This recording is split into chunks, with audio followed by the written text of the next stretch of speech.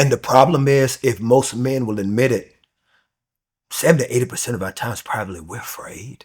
We're scared. Scared.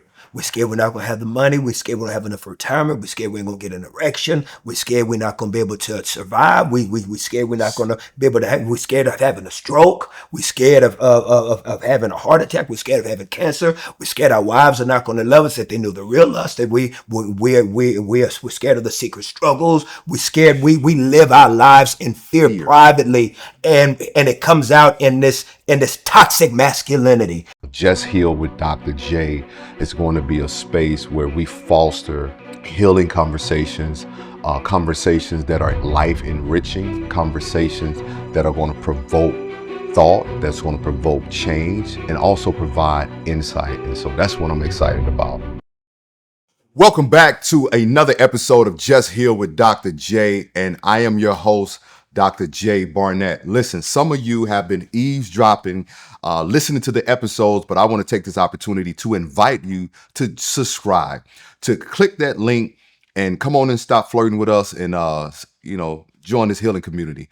The thing that we're doing over here is so phenomenal. We are changing minds, we're changing lives, but more importantly, we're having impactful conversation and dialogue, not just around mental health, but around healing our minds, our bodies, and our spirit is so important for the time that we're living in. So I want you to join our community. You can listen on the Black Effect Podcast Network and also on iHeart Podcast Network or anywhere that you listen to podcasts. All right, so you guys know that for the month of September, the month of October, that I have been working tirelessly to bring some enlightening conversations and some powerful conversation.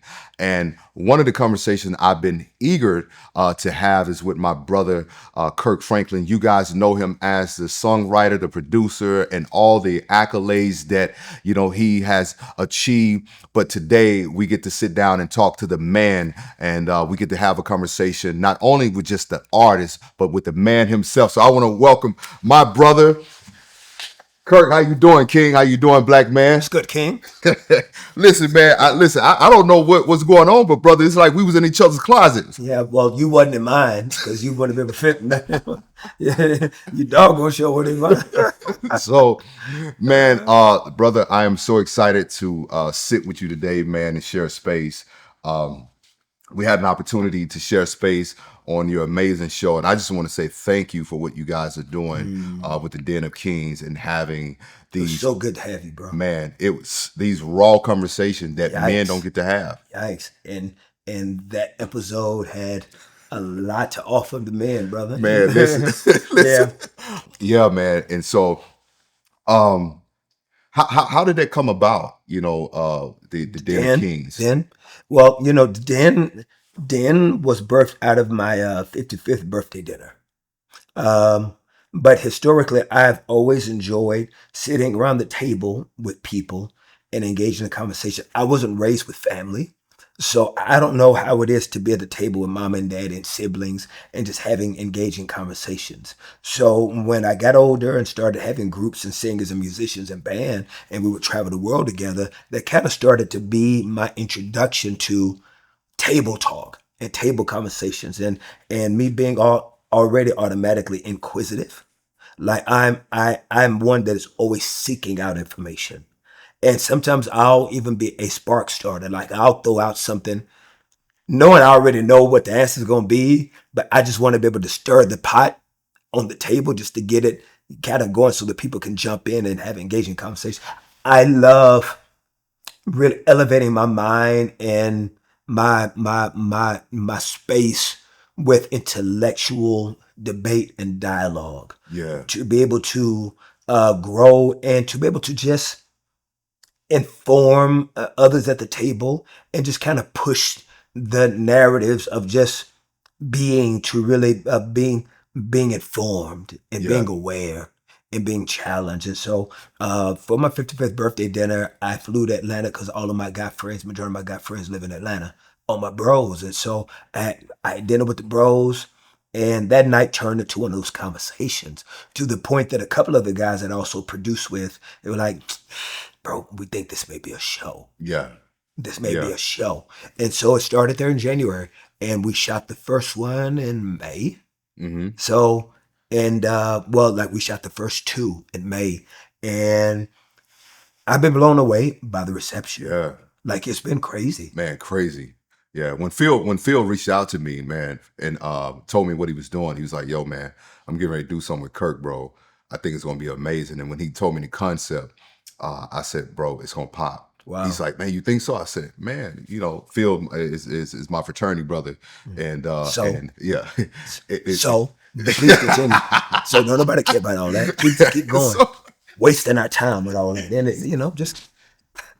yo, to the news. Hey, listen, Kirk did it. He said so. So, because I know people like, all right, what fraternity? Yeah, Kappa Alpha Psi Fraternity Incorporated. He was so happy to do that. He was so happy to do that. He ain't picked up no Bible. He didn't put no Bible in the screen. He didn't throw no scriptures. Just hating. That's just hating. Just hating. Ain't got nothing to do with what we're talking about. So, No, but you know, thank you 'cause- that. But thank you for even foreseeing that it could be something that could really register. because it's something that we don't have, King, and it's also something that is needed. You know, what I've seen over the past 3 years that I traversed this country with my tour, Just Heal Bro, with four of my brothers, Lamont Rucker, Dr. Joel, Dr. Oshan, Lawrence Aja, and I call their name because what we did was historical. It was the first mental health tour for Black men Wow. from the book that I wrote, Just Heal Bro.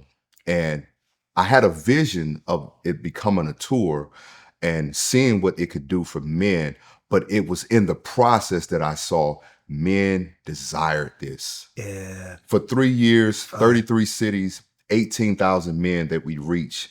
And one of the things that I was really challenged with is that when I ended the tour in November, is I was like, man, God, I don't know what to do with this, but I want to see something else done where men can continue to see that there are spaces created for them. Yeah. And that's what Den of Kings is doing. Thank It's you. creating space for us. Thank you, King. Because when you talk about not having conversation with family and when not having conversation around, individuals that made it feel like home, is a part of what you do on the Den of Kings. Is that part of your healing journey? I'm quite sure that there are effects of healing, but that was not the modus operandi. That wasn't the agenda for Den. It's I think more than anything, it was all about the idea of men coming together and having conversations that really, really felt like in the moment, and the camera was a spy in the room. Mm, That we were authentic and true to just the moment of conversation that a camera just happened to catch yeah. versus a production of a show. Yeah. And so I hope it looks like that. I hope it translates to that. It appears like it has, and Yeah. that's a blessing in itself. So now I'm quite sure there's going to be residue of healing moments, but I think more than anything, it's all about just curating content and platforms that just speak in spaces that have not had a chance to have a voice.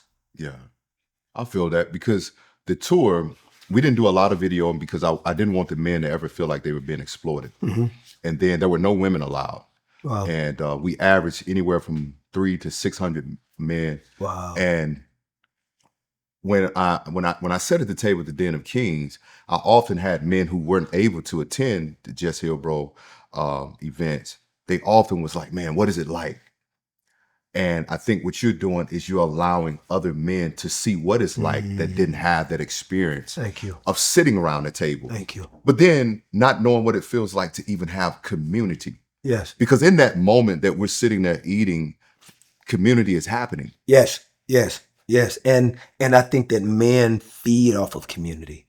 I think that we're always looking for connecting points. I think that's why sports is always such a big unifier. And it's the thing that has no bias, no prejudice, no confrontational aspect at the fundamental core of what it is. Yeah. Now, I never played sports, but I can tell you, even as a grown man, I see the fraternities that men naturally build through sports that I envy. Like when I when I watch men that have either played sports or been fan of sports, there's an unspoken language and rhythm that men have. Their reactions to things, their engagement with things. Where for me, somebody who's a creative, and I've always been a creative my whole life, I don't speak that language at all. Like I don't always know the hype of certain things. So for me, as a man being adopted by a woman, I see the deficiencies that I have that I envy from communities that men have had. It's because, most men that have lifelong friends, it came through sports. They Yeah. played sports together in junior high, high school. Yeah. So, like you don't see a lot of friends that came up playing the piano with each other. Yeah. you know, Yeah. Man, my dog played violin Yeah. since third grade. Yeah. It just doesn't happen. It's not the same nature of fraternity. Yeah. So a lot of that natural matriculation didn't happen in the ecosystem that I Mm. just matured in. Yeah. When you, as a creative, I had the opportunity to play sports and to be a creative, and that was the hardest thing for me when it was over. Which one? Which Is one was over? football Why? is that locker room, man. It's all about the locker room. Man, it was the brotherhood. It Wow. was knowing that I may not agree with my brother's view on life Mm-hmm. or anything else, but man, when we cross those stripes, man, Yeah, I mean, you would put your life on the line for this dude, man. that's Like we crazy. wouldn't have you wasn't gonna drink no beer, you wasn't gonna eat no dinner with all of your teammates, but there was this common goal and there was this objective that winning was the outcome that we were working towards. So it was missing, training in the heat. Mm-hmm. It was missing, getting up at 5 o'clock, 5 o'clock in the morning and working and then trying to outwork each other. Mm-hmm. When I played arena ball, I came in as a rookie, an arena league, and there was a guy. Most of the guys they had been cut from the NFL, and so at this time, arena was his fundamental league. And this guy had played 7 years, and he was 27. I came in at like 22 years old. I went undrafted, and the coach brought me in. I got brought in on a 2-day contract, and I remember like yesterday, he said, you better come in and you better do your thing. Other than that, I'm sending your ass home. Wow, and, crazy. and this is what the coach is saying. He was Crazy. like, you better come in, or else I'm sending you home. And No, sending your ass home. Yeah.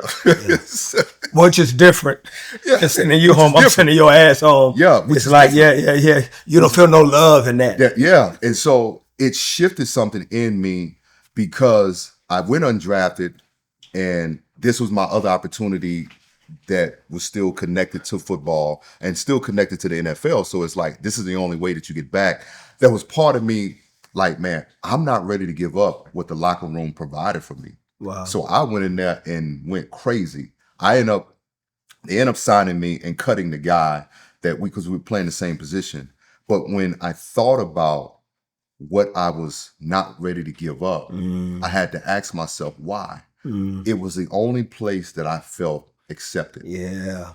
And I don't think we talk enough about men needing to feel belonging, acceptance, and even with our counterparts, women, I don't think they realize how important that is Not for at us. all. They have no idea. And I feel the same way on stage or in the studio, that I am my most natural self in those states. That it's very hard for me to learn the rhythm of normalcy. It's Wow. difficult. It's Wow. difficult. It's because normalcy for me, normalcy doesn't move enough. Ooh. Like I gotta have movement. Yeah. And normalcy a lot of times demands you to be normal. Oh, you talking. And so I find myself in the duality of reality, Yeah. where who I am and what I do conflicts with the realities of often where I'm supposed to be. And I'm 55 years old and still have not mastered that space yet. Like I was in my therapy. I called my therapist yesterday evening. I said, hey, I need to come in for a session this morning, and I was with my therapist, who's been my therapist for many years. Incredible guy. It's because I need those checkups. Yeah. It's because when I'm in Europe, I just came from Europe, and every night I'm in front of thousands of people, and I was in Europe when America was having this racial moment with Charlie Kirk. And so I'm in Europe watching America look like it's burning, and having all these conflicting emotions and feelings because I'm watching the responses and the attitudes and everything of people. And I wasn't even aware of who Charlie Kirk was until that moment. And so that's not normal. These Yeah. moments are not normal. And then, I'm in 5 different countries. I'm standing in front of white European people watching America have this tension, and then I fly home and I'm supposed to be normal. Mm. It's a lot to ask. It's a lot to ask. Yeah. Like, can you imagine? And this is illustration I always give, Doc. Can you imagine Mike Tyson at his height when Mike Tyson was knocking niggas out? Right? I'm talking about, like, you remember how much of a monster Mike was? Yeah. Like, right. Like, y'all know how much of just an assassin he was. Can you imagine him having a fight on a Sunday, knocking heads off, and that next Monday morning he got to be in a PTA meeting with his kid? Can you imagine what type of mental, psychological shift from being an assassin that Monday, but his wife is expecting him to be in that PTA meeting and be normal? Because he is a father too. So he's got that responsibility. And he's going to be judged on how good he is in these different worlds. But these worlds are polarizing spaces. Yeah. And he's going to be judged and held accountable to be good at both. I'm tearing up the card on that one. Don't do that. Yeah. When there's a moment that is profound, I have to tear up a card, man. Yeah. Bro, when I tell you that is the war that I don't think people consider. Especially women in our lives. Especially the women in our lives. You go. It's because it's a perfect picture, isn't it? It is a perfect picture example of the duality of reality that we are expected to win in at both times. But really, those are two different people. The Mike that need to be in the ring and the Mike that need to be at the pizza man, those are not the same people. Not the same people. And you can't even think the same. The thought processes are completely different. Yes.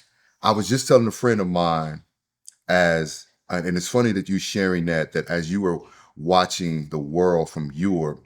Yeah. Last night, I flew back from New York, and I was on a boat last night with 300 European people. Wow. Talking to them about two of their close friends and two of the construction owners of their employees who had took their life and died by suicide. Jeez. I'm on this boat, Kurt, and I'm feeling a ways because I said to them that whether you're red or blue, black or white, mental health is life in motion. Yeah, it's good. But the challenge is I'm giving life into people who don't look like me, people who don't believe like me, who don't think like me. And in that moment, I'm expected to meet them where they are because there's an expectation. Yes, sir. And the expectation is that, Doc, you got to meet us. And a buddy of mine was with me, and he said, Jay, I've seen you speak in a lot of different rooms. I'm interested in how you're going to work this room. Yeah. Which can be unfair to you because it's like, are you expecting me to fail? Or are you expecting me to win? Like, what is the nature of your expectation? Yeah. And when I grabbed that mic, there was a lot of chatter because at the time, it's like a handful of black folks, me and my buddy, and a few people that I know that came to support. and they're standing around, and it was the oddest thing because it's like all these white folks on the boat. I'm thinking, man, this cannot be Titanic 2. So I'm thinking Funny. that, but then I'm also thinking like, man, how do I engage with them? And the moment that I grabbed the mic, what I realized is what humanity is for all of us. What's It's that? the process of navigating life's trials and Yes. tribulation.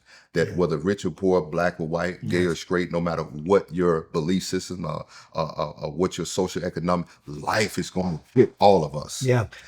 And our species does not give each and every individual the grace that they may need to figure out how to do the journey. It's almost like we expect people to land and automatically know. And know that part. But our knowing is also mixed in with our learning. So I may Yes. stumble, I may make mistakes. Like one of the biggest challenges I think that has been even with Western Christianity is that we expect people to learn a certain level and a certain acumen of faith while they're learning their faith. Like you can't expect for me to be a what is it called, a five Michelin diamond Yeah. chef my first time in the kitchen. Like I'm going to be in the process. Oh, You can't expect for me to be a super saint just because I rock with Jesus. It's like, and then unfortunately, sometimes most of us, we have to try to grow while the camera's on, while the spotlight is on. And that's subjective. I'm not man. talking about celebrity. Like it could be the spotlight of your kids. It could be the spotlight of your mom-in-law. It can be the spotlight of your coworkers. That a lot of us are expected to win and know automatically while we're being watched. And the level of performance anxiety that can create in humans. So I think what is the biggest addition to our mental health is the lack of grace for the human condition. Yes. It is so disappointing, and especially for us as people of color, the the harsh expectation and judgment when we don't get it right from our own adds to mental health. Man. Because my nigga, everybody trying. We trying. I'm trying to get to Jesus. I'm trying to get to mental health. I'm trying to get to the bag. I'm trying to get to the kids. I'm trying to get to wifey. I'm trying to get to my own health. I'm trying to get to the doctor so you can put the little glove on and have me bend over and make me feel uncomfortable and say cough. I don't want to do it, but I know I got to do it because my people are dying of that. You know what I'm saying? It's like I'm trying. Man. And I think that this lack of grace and not realizing that we're all Trying. trying. Man, that's a word. And how cruel to judge somebody in the midst of their try. I'm gonna let that sit, King, because I can feel that in this moment. I was on the plane flying back, and that was my prayer to God. And I text CJ, and he could pick up my energy, and he says, "What's going on?" I said, "Bro, I want to quit this healing stuff." Mm, And I said, "I feel this unfair yeah, because I'll show up in spaces, King, and I can't be Jay. yeah, Doc, what is the word for today? yeah, Doc, can you make me feel better? yeah, yeah, Doc, can yeah, you yeah, give me some yeah, insight? Doc, can you give yeah, me perspective?" And yeah, I'm sitting on a plane yeah, and I'm saying, God, I need some insight right now yeah, because I'm trying. yeah. I had been on planes, and I said this on one podcast. I don't know if you saw it on Lou Young's podcast. Bro, I've been on planes, and people have gotten on planes and will see me, and they will say, "Oh, I know this plane ain't gonna crash. We got God on this plane." And I'm thinking, where he at? Where God at? Because I know Christians down on planes. Yeah. It's like this expectation that this plane is gonna be it's gonna survive because I'm on it. Yeah. All that kind of pressure, or like what people say that stop you in the mall or something like, yo man, will you pray for me? And I'll say, yes, I've been more happy to, but I just need for you to know your prayers are heard Heard. just like mine. But as human, and even since the beginning of mankind, we have always made idols out of those we think are oracles of God. Yeah. We always have. How does it make you feel, man, when people walk up to you uh, about asking a prayer as if your prayer is better, and that God is not hearing them because they're not where you at. How does that make you feel At times inside? it can give me anxiety, Yeah, and then it just sometimes hurts me for the human condition that we are naturally wired to believe that before God we're not good enough. It's because that's really the language that's that the humans are language, saying. I know I'm not good enough, and I know He is. but I know He is. And they don't realize that I just got off the same toilet seat you did. I just finished shaking at the toilet like you just finished shaking. Yeah. I just finished burping or passing gas like you did. Like, just because you may not see my dirt don't mean there ain't none. And I wish there was a way to free people to know that the God that believes in them believes in all of them. And that there's never a time. Listen, I have kids. I have a son that I don't agree with everything he does, and he breaks my heart and it hurts me. But guess what? His last name is still Franklin. That don't change his name. What he does not change who he is. He's still a Franklin.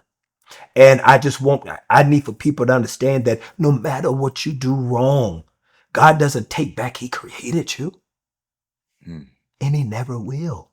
He never will. So at that moment, you are always good enough. When you accept his son as your personal savior, my nigga, the job is done. It's done. It's done. It's done. It's done.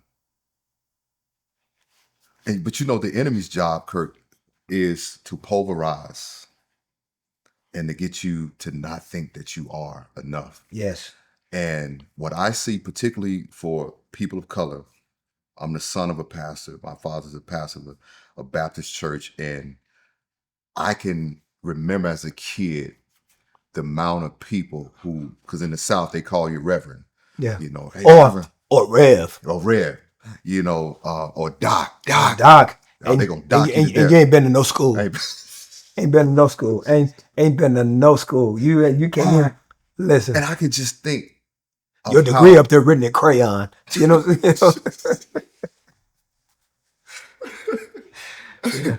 Hold I on. could, One more. And why don't they ever use their whole first name? yeah, Dr. A.E. Johnson, yeah, the Dr. C.B. Smith. It's like you embarrassing your name. yeah. It's like don't nobody use their first name. Like, my nigga, use your first name. Your name Craig. Say Craig. Come on, Reverend Craig. Yeah, Reverend Craig instead of Dr. C.B. Jackson. No, my nigga, your name Craig. Craig.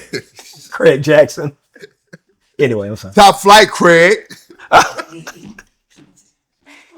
And so I can remember how he was pulled in all of these different directions.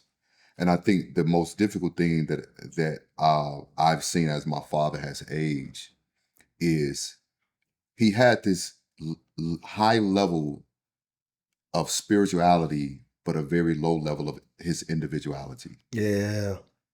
I Yeah. don't think my father never really knew who he was outside of being a pastor. Like Yeah. the conversation that I'm having now with him in his 60s, they're so spaced out. Yeah. And it's hard for him to even listen as a father because he only knows how to respond to Reb. Yeah. And that's that generation of black church culture. And so Yeah. my question for you is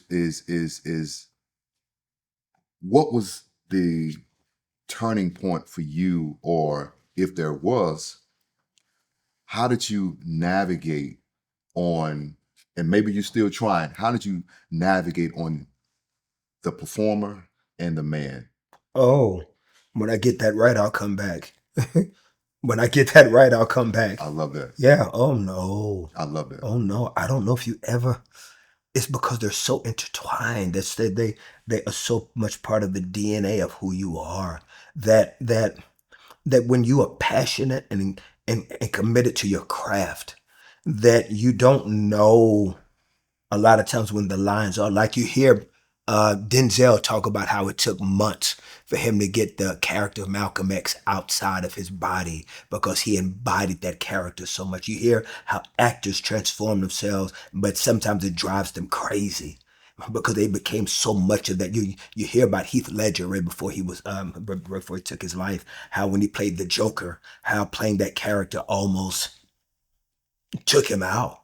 And I just think that it is very difficult to want to be committed to a high level of your craft and turn that off and on.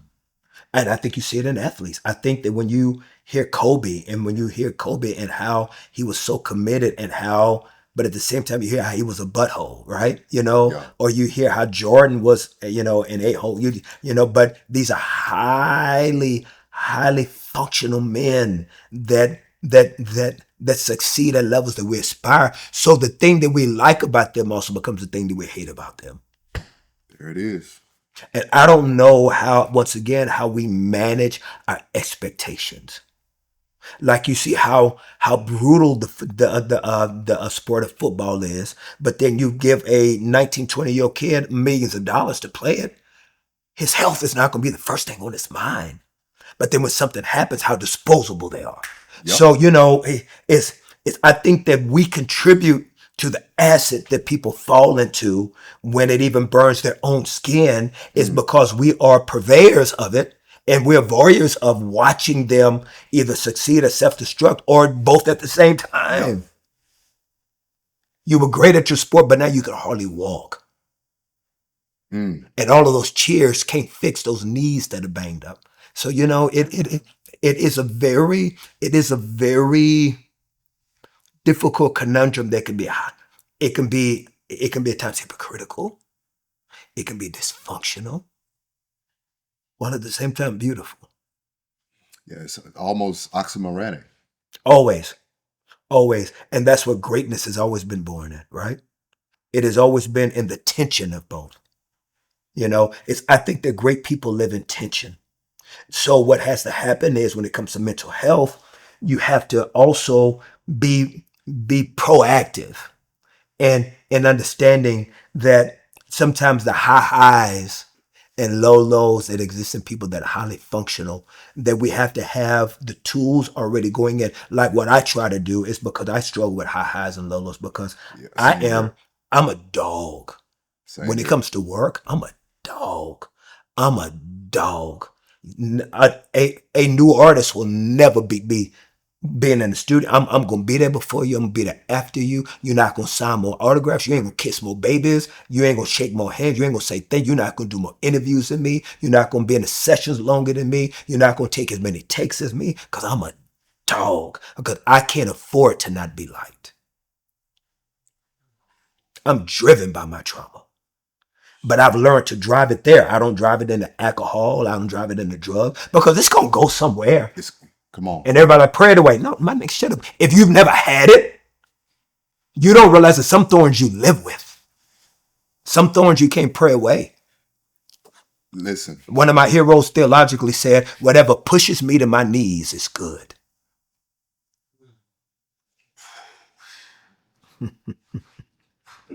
my God, today, man. When my God, today. CJ, I'm out of calls. My God, today. When I tell you, you have just given me language to be a survivor of 2 suicide attempts, to know what it's like to look death in the face.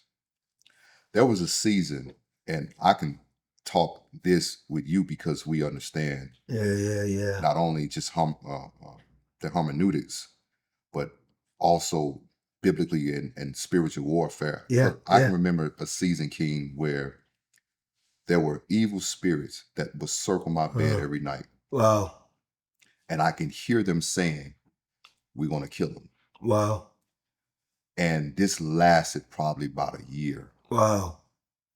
And I would go to bed terrified, Wow. and I can hear them when they were coming, Wow.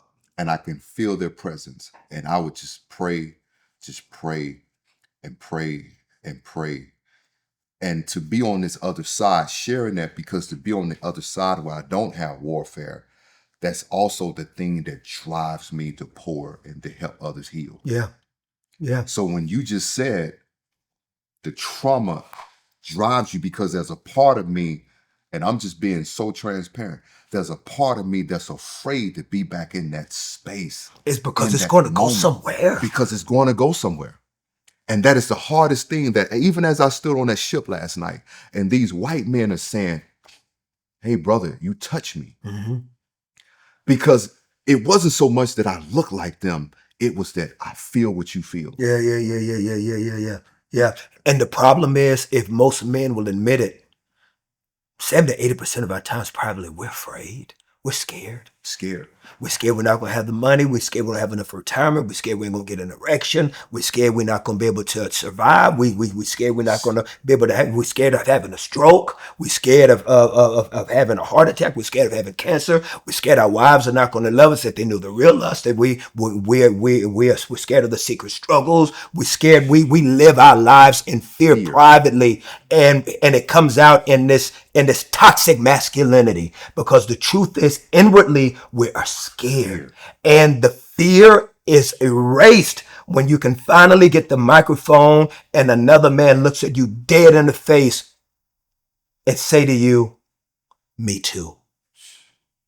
There's something about healing in community. When you know you're not alone, yes, sir, that alone is your medicine.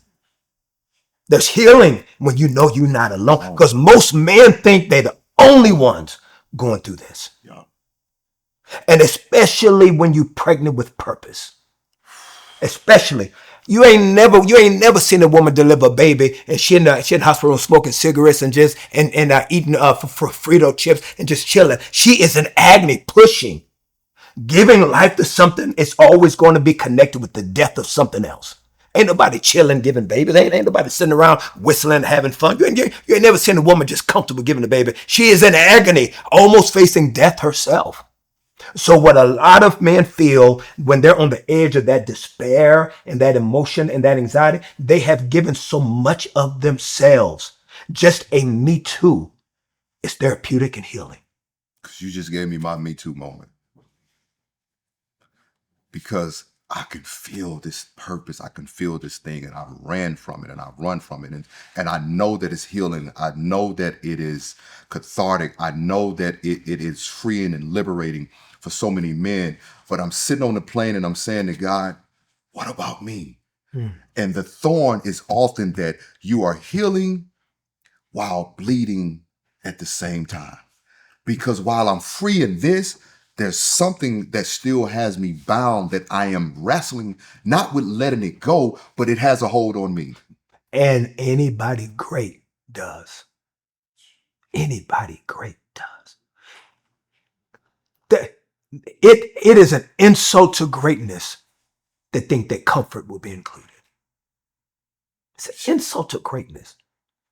Like, you always see the new people at the gym. You can always tell the people at the gym that are new, that don't have the commitment. The sweats and the warm-ups and the headbands all match. Everything is cool. The shoes are clean and pretty. And they get on the treadmill 5-10 minutes and get off. And they wonder what's wrong. But when you go to the gym and people that hit, don't not match.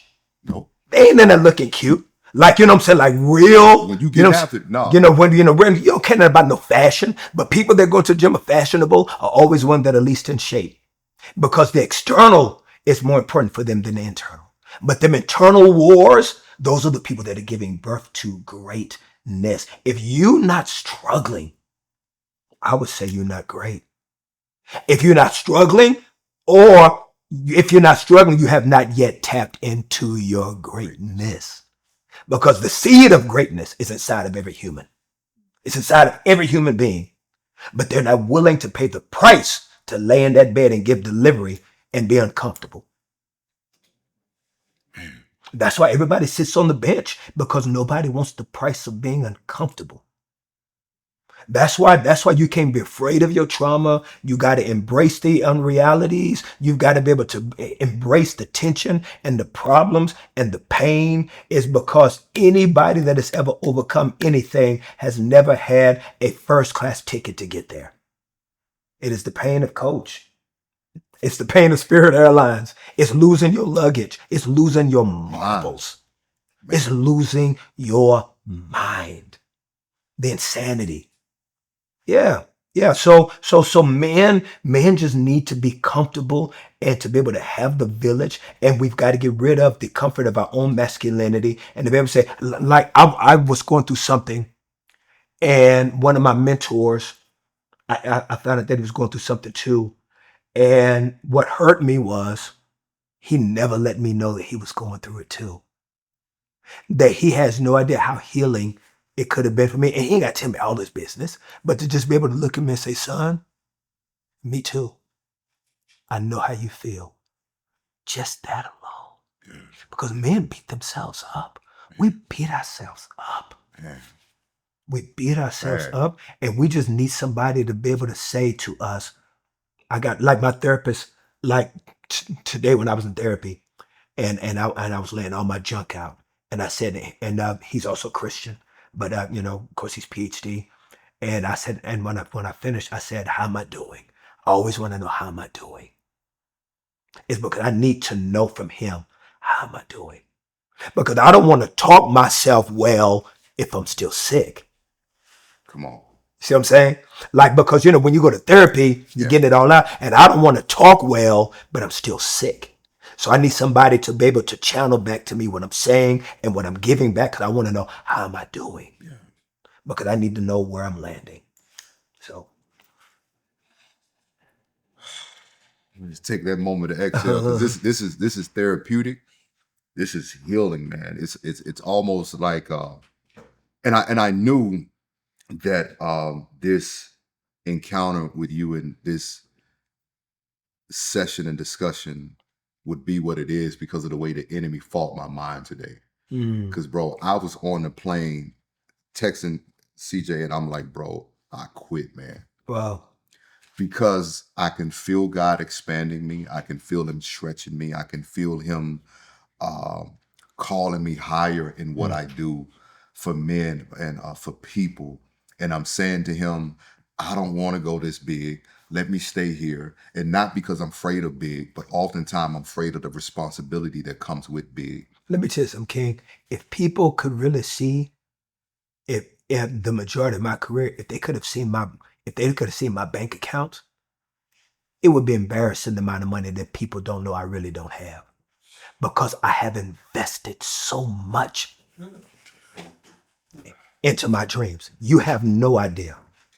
You have no, brother. If you knew, and then because we're in a culture of fake it till you make it. I still gotta look rock boy. Wife is still gotta be whoop to whoop to whoop. The kids can't look like they from Ethiopia with the big belly. You know what I'm saying? It's like, everybody still gotta have a little drip.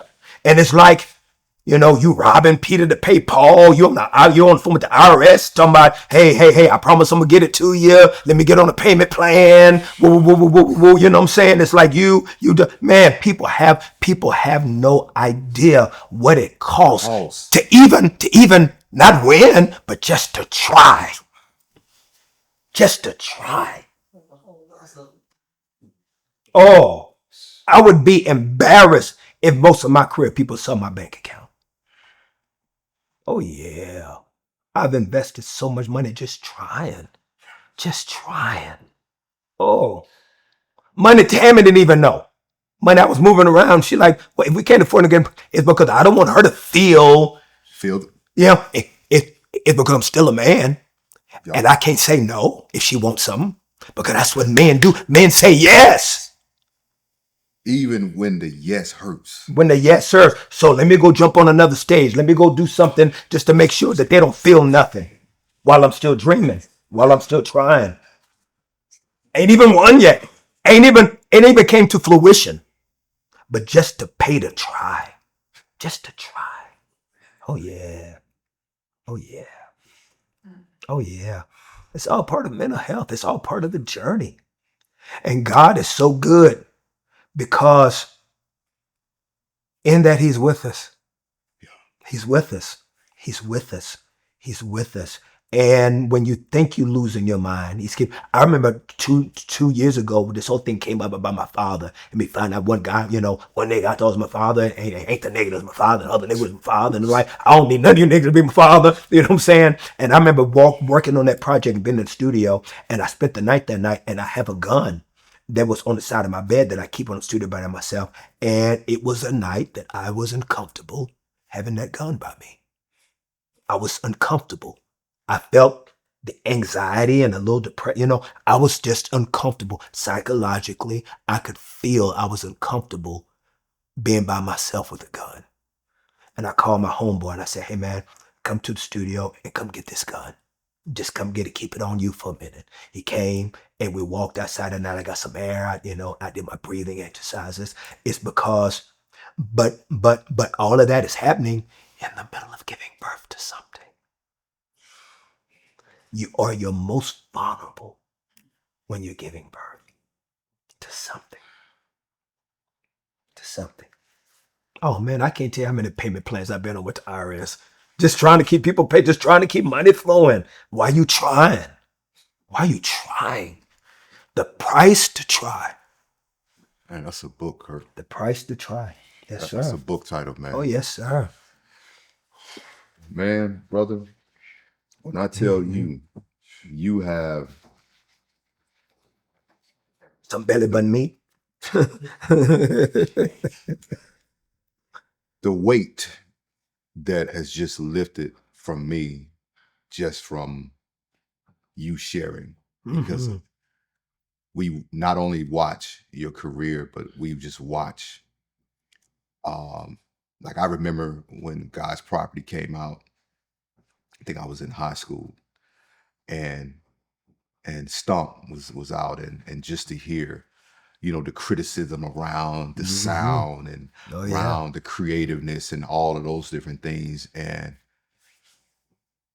to see that you're still here doing it at a high level. By the kindness of God, it's amazing. But I just want to say, man, how proud I am for you, man, for just continuing the journey, because as a Black man, I often tell Bishop Jakes when we're having our conversation, I said, Bishop, to see men like yourself and to see men like you to continue to do it at a high level as you have aged has been a blessing. Yeah.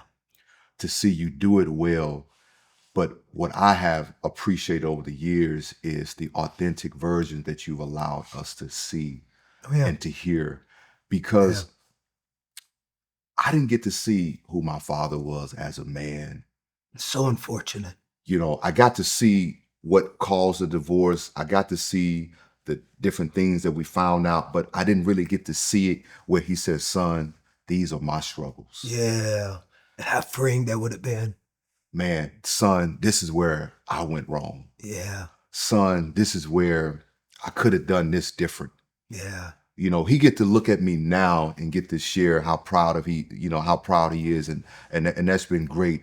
But what I have longed for so long is for a man to do what Jesus did to the disciples. Show me where the holes are. Yeah, let me feel where the hole is. Let me see the wound, because when I see the wound, I know it's real. I know you're real. Did you ever hear that song I wrote on the What You Looking For album? My second album, so called Let Me Touch You and See If You Are Real.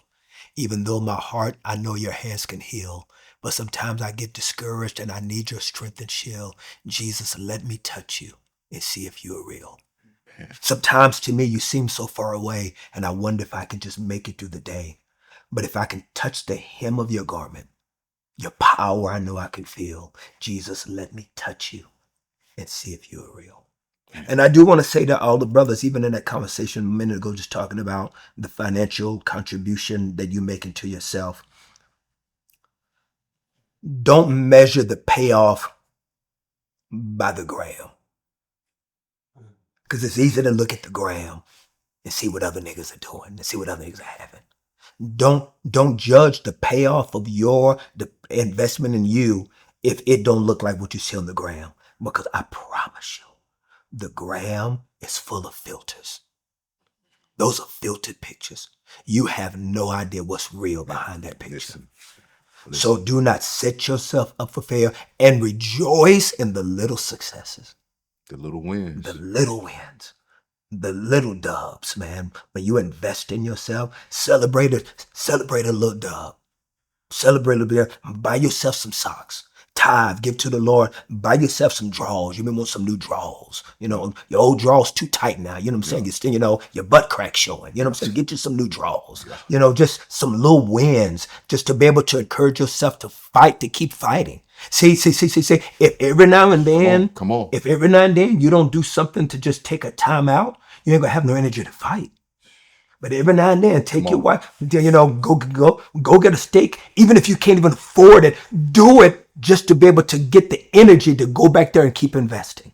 Come on. Yeah, just take a time out. Do something. Just for a second. You may not be able to go to the Bahamas, but you can go to Lake Austin or something. Yep. Come Just on. just something to get the practice of what the wind gonna look like. Come on. Sometimes you need wind practice. That's good. You know what I'm saying? You need some wind practice. That's good. You know what I'm saying? Take $20, take $100, take 1,000, take 500, and just do something to give you a taste of what a win feel like. So that when you get to the 5,000, it won't overdo you and it won't drive you. You know what I'm saying? You'll be comfortable. Come on. See, you got to be comfortable with the 500 so that the 5,000, you won't be losing your mind. So it's like, so the 5,000 won't mean that much. So it won't have you, you'll have it. Yeah. Come on. Yeah, man, you got to have that practice. You know what I'm saying? And these are the good things because most black men that have daddies to teach them. You know what I'm saying? For a lot of us, this is the first generation of winners. Yep. First generation of entrepreneurs, first generation of dreamers. Everybody in this room is dreamers. A lot of people watching us are dreamers. So you got to get the practice. You got to get the practice. One thing that was a demise to my career is that when you see pictures of a young Beyonce, and she's in her mama's high heels, and she got her mama's brush, and she's singing around the house. Guess what they're doing? They're grooming her to be great. But in church, if you in the mirror and you trying to do that, oh, you all about yourself. Stay humble. It ain't about you. Yeah. So that if you do get it, you don't know what to do with it because you never had practice. Woo. My God, today. You never had practice. You never had practice. And then you'll struggle with self-sabotaging the success as it comes. It's so good because you never had practice. Never had practice. Practice winning. Practice with your $500. Practice with your $100. Practice with your $1,000. Practice winning. So that when it comes more, it won't overdo you. You'll be familiar with it. And it won't be your God. Brother, listen. I'm You grateful. see how quiet it is? Glory be to God, man. Man, Glory be to God. Glory be to God. King came in here and cooked. Glory be to God, man. All glory to God. Prepped, cooked, served, dessert. Now I will tell y'all get on the diet because y'all full. Glory be to God, man. Man, in closing, I always ask this question. The name of the podcast show is Just Heal. And one of the things that I remember my therapist asking me was, Jay, what does healing mean for you? And at that time, I said emotional freedom. To be free within my emotions, to express them, and to not be incarcerated by it. That's good. And I want to ask you that question. What does healing mean for you? Oh, very quick on my tongue because I live in it. I heal as I reveal. I heal as I reveal. Because you have to participate in your own recovery. You can go to the best doctor in the world. Every great doctor has one thing in uniformity that they say, tell me where it hurts. Yep. You got to participate.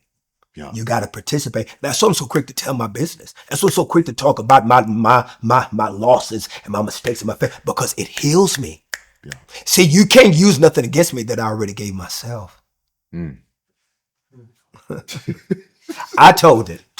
You didn't tell it. So I control my narrative. Man. I control my narrative. And I control the process of my healing because I'm going to tell it.